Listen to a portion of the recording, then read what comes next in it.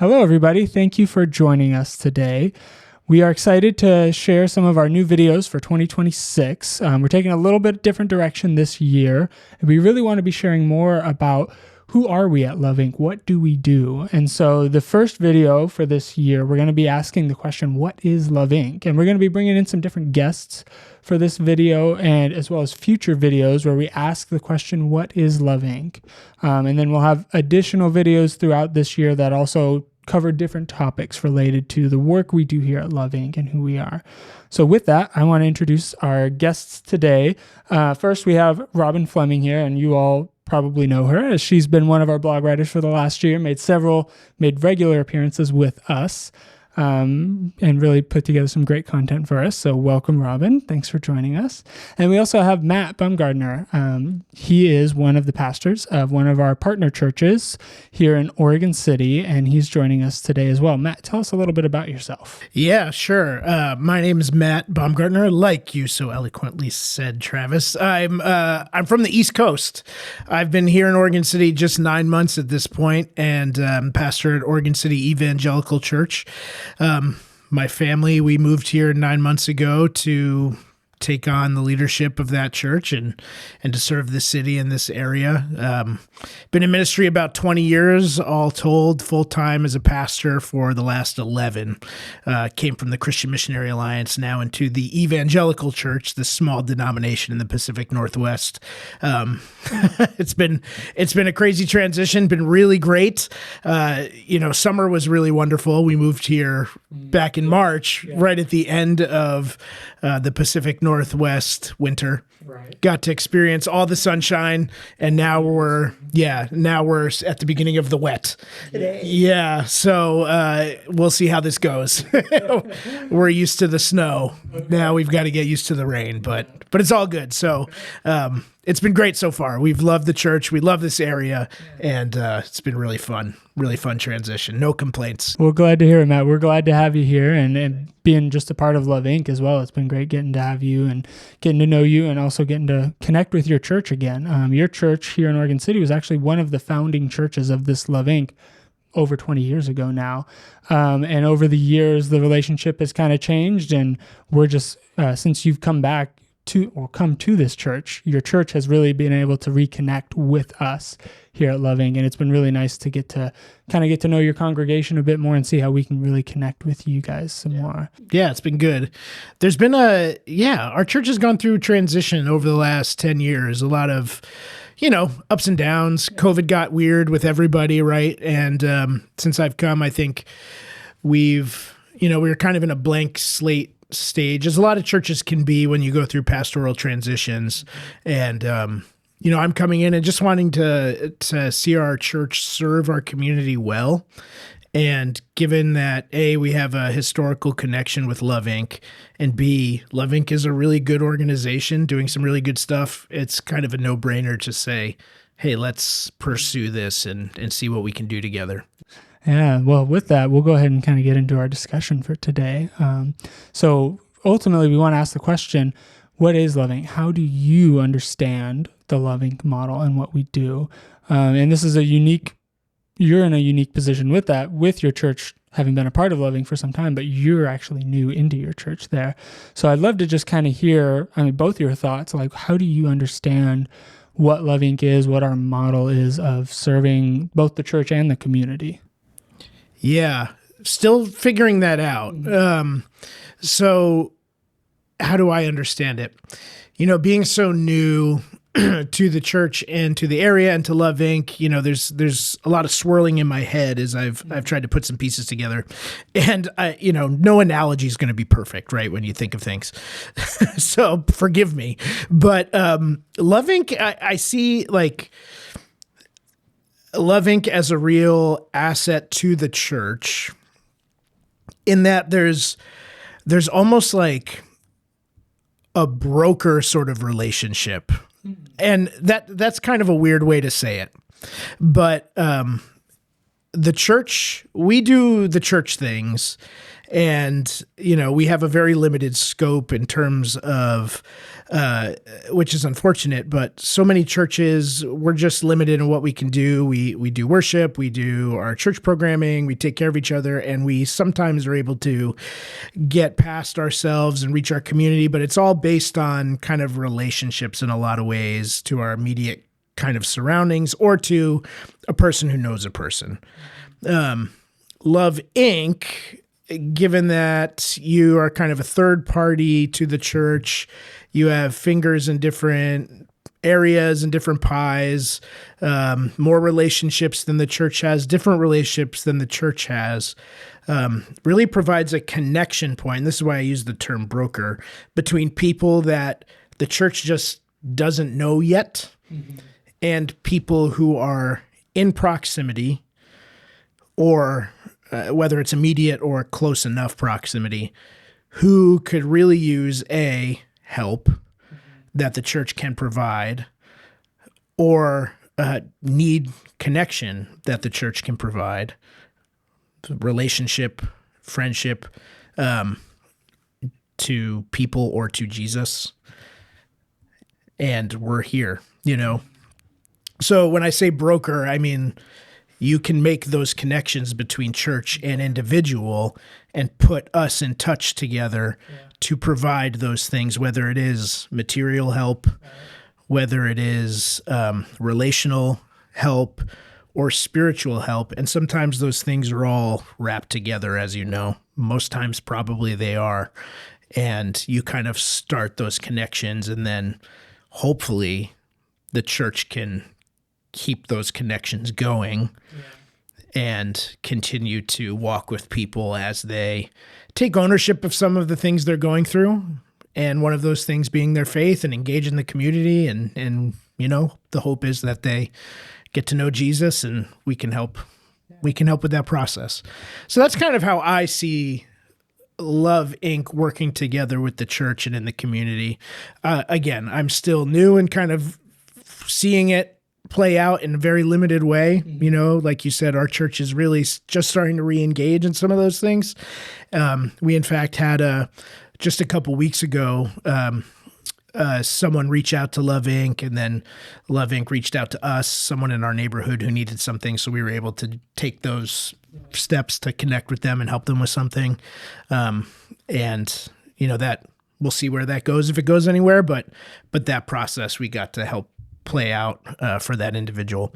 So that's my view in my limited experience so far. Yeah, no, that's great. I like that idea of like the broker. Yeah, Robin, did you have? Yeah, I actually found it interesting that you used the word broker, because just right now, as we were beginning to talk about this, the image that came up for me was of holding hands. And so I think of Love Inc. as doing the initial holding hands with the neighbors that reach out because they're in need. What do I mean by that? Because when we talk with them and explore their situation, we're doing that, trying to do that from a very relational standpoint. So it's partly about what those usually material needs are, but we're really very interested in what their the relational side of their lives looks like, and then spiritually what's going on for them, emotionally what's going on for them. And so our conversation with people as we're deciding if we can meet their needs is very much from a relationship standpoint, if that makes sense. And then when we connect them with partner churches like yours, then we're kind of doing that warm handoff, so that then you can hold hands with them. And I guess in that we're also holding hands. Love Inc. is holding hands with you as a church body. I guess my understanding of what Love Inc. is it's, or what our role is, it is to help the churches do what most churches are hungry to do, which is to be very proactive and responsive to people in their community in a way that also lets them see the love of Christ and hopefully results in lives being really transformed through the gospel. But it's hard for churches. Like you said, churches are really good at teaching and leading people in worship and sometimes struggle with how to help people in healthy ways. And so I think what LoveINC does is kind of steps into that gap for the church. Does that make sense? Is that fitting with your... Yeah, it does. I've seen and been a part of churches that give a lot away. And, my previous church where I was before in Vermont, in the city of Burlington, we helped a lot of people, but it was people who would call us. I mean, I would get 24 calls a week of people needing help. And it was people who they had no relationship with the church, which is fine. We're happy to help you, right? And usually we had a small budget. And it's like, hey, I can give you a grocery gift card or fill your gas tank up, those kinds of things. But then beyond that, the onus is sort of on the individual, what the relationship looks like after that. Because I'm not putting strings attached to anything. I'm not putting any contingencies on my help for you. That's not very Christ-like, I think, So what happens after that is on you, right? I can give you this food card and send you with blessings. Mm-hmm. And I hope to see you back on Sunday or for a cup of coffee or whatever it might be. So, we can help, but for the most part, when people come to, in my experience, at least to my churches in the past, it's just been for the handout. And so you help them for the moment, and then what? Mm-hmm. They're either staying in the cycle they're in, or what we're after beyond material help is, seeing you get to know the Lord, and we'll see you in eternity as well, right? And just being joyful in that.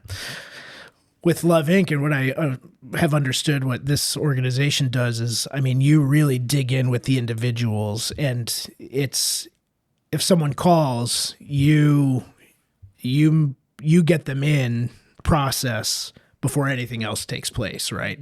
So it's not just here's the thing you need and here's a church you can talk to if you want. It's, hey, we're holding hands. We have a relationship here.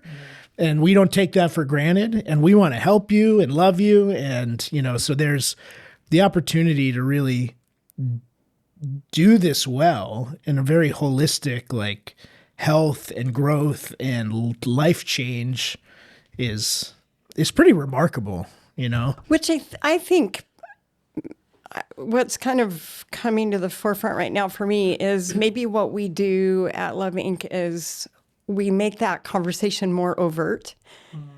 Like we name it right from the beginning with people on the phone that we do care about their physical needs, what they've called and requested help with.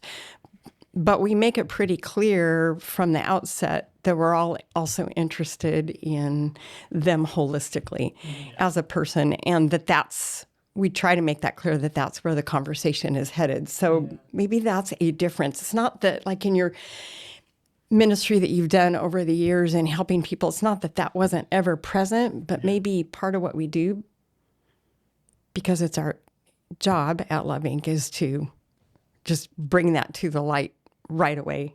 Yeah. And I think it's interesting too, what you talked about, how you would have people at the church you worked at before call and ask for help.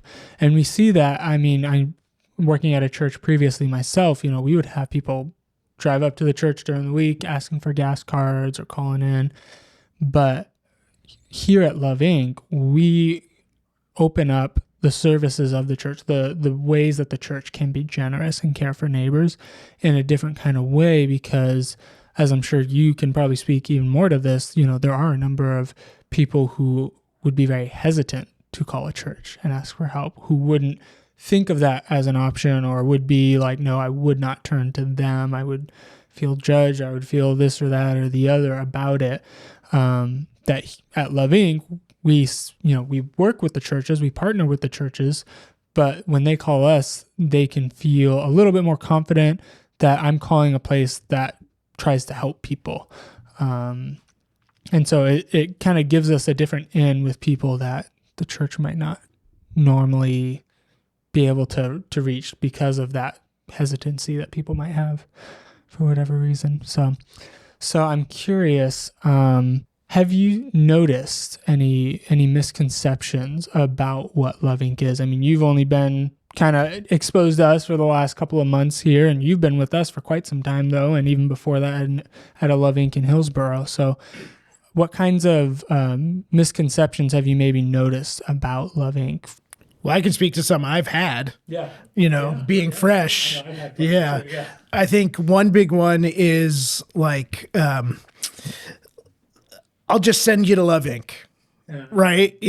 Someone calls and is like, hey, I need this. It's like, oh, I'll send you to LoveINC. They can get you a coat or a sweater or whatever it is you need.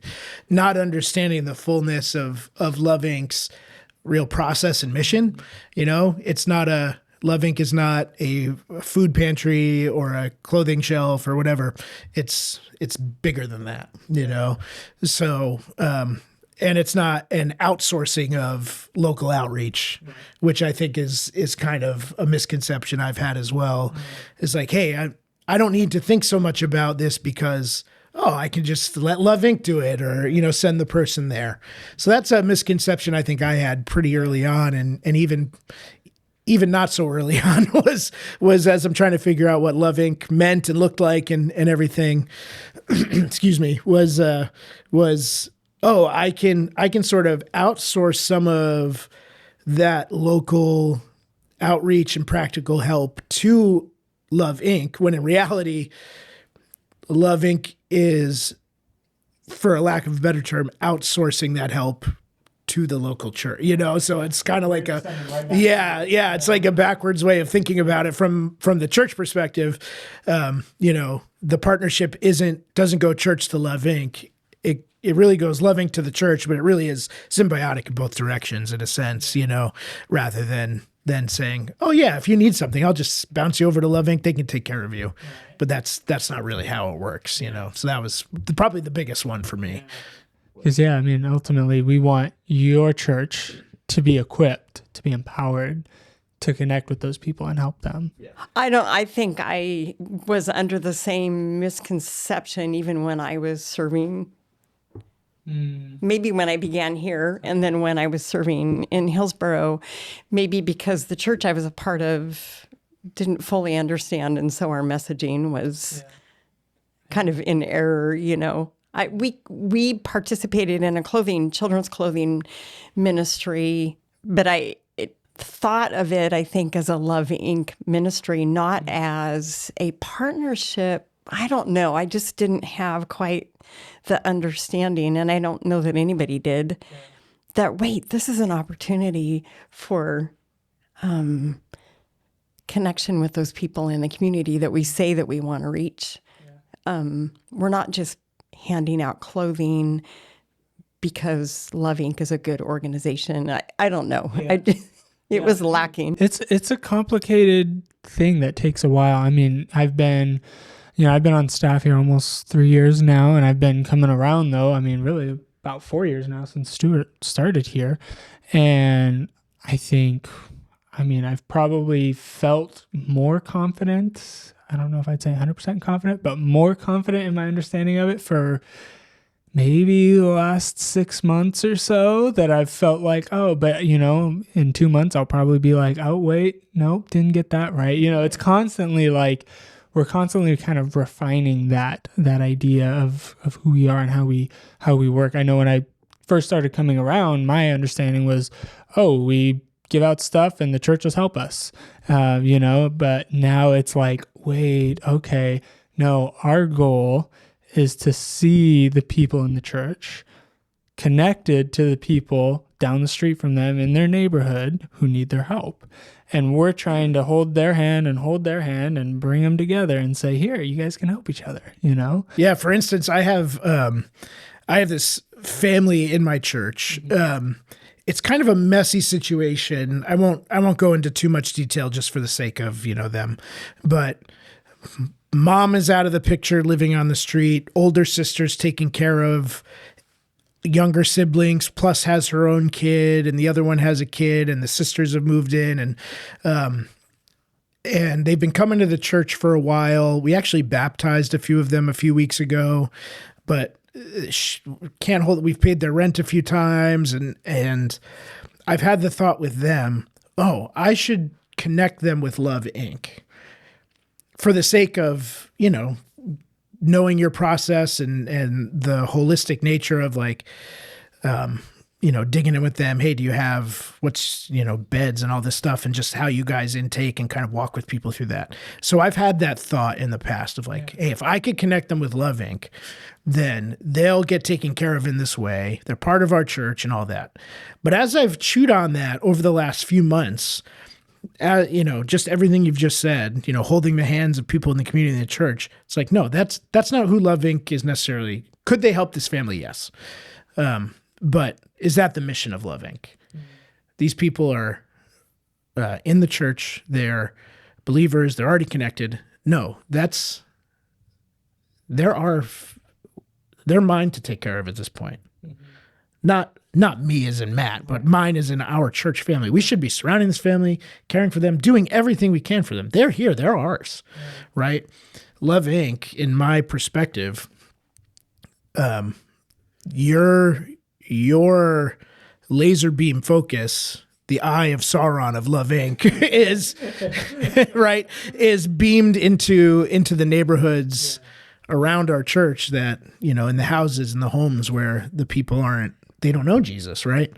So that now we can surround that family like we should be surrounding this family that's already in the church. Does that make sense? Yeah, but it makes me think of another piece that maybe is to your benefit as a partner, a Love Inc. partner, because Love Inc. has partnerships with many churches in the area, and hopefully more and more. And each of those churches is especially equipped to meet certain needs. Often one church might struggle to meet all of the needs of one family. I mean, it depends on the situation. But so as you walk alongside this family, if you find that certain things are kind of hard to address from your own congregation, then the partnership with Love Inc. and the shepherding those people to become clients through Love Inc. gives them access to the ministries of other churches that are part of the network. Yeah. Yeah. So whether those are material things or are classes that are provided and so forth. So I agree with what you're saying. I love that they're ours. These are our people. But also then because Love Inc. is a collection of churches working together to bring the kingdom this way, then you actually have, through the way that Love Inc. facilitates things, you have the opportunity to kind of partner with those other churches to meet those needs. Yeah. No, I think, is that right? Yeah, absolutely. Yeah, that's great. Man, this has been a great discussion, you guys. This has been really great. We've gone, coming in on half an hour. So any final thoughts, words before we kind of put a bow on this? No, I'll just say from a pastoral perspective, if there are any pastors or church leaders listening that aren't connected with Love Inc., I'd say, get in touch and just have a conversation, whether it's with Clackamas County or whatever Love Inc. is in your area, and have a conversation, explore it. I think it's a great model for partnership and connection in the community. And I would really encourage you to reach out and make those connections. Because I think we need more of this in the kingdom. We need more partnerships. We need more church partnerships. We need more organizational partnerships. The kingdom of God is too precious and too good to do it alone, or to think we have the answer. our scope is too limited. We need more. We need more of this.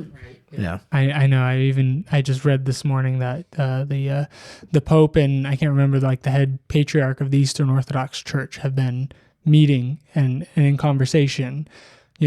Thousands of or 1,000 or so years now that they've been split, and they're finally kind of coming to talk about we need to see greater unity. The world needs to see greater unity in the church. And Jesus talks about this in John 17 and other places as well, about that unity. Through that unity, the world will know that who God is.